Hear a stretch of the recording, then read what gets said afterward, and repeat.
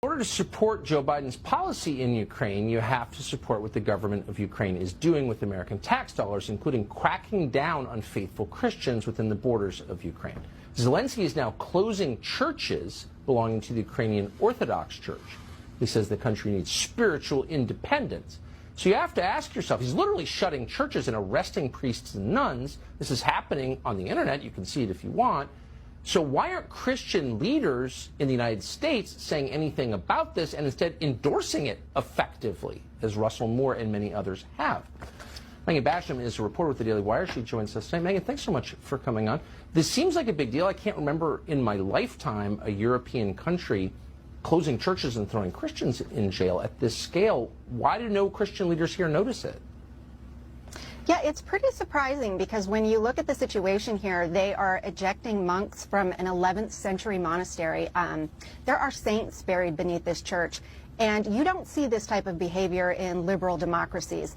And so you think those who held Zelensky out as a particular hero, who cheered him, who assured us this is someone that we need to support, that we need to throw our support behind as Christians, would now be questioning his particular actions, and we're not seeing that. There's really been total silence as he has begun doing what can in many ways be called persecution of members of the Ukrainian Orthodox faith. So why is that silence there? I would even point to the fact that we're not even seeing a lot of coverage of it from outlets like Christianity Today, which Russell Moore is the editor-in-chief of. And that's just some big questions that I have.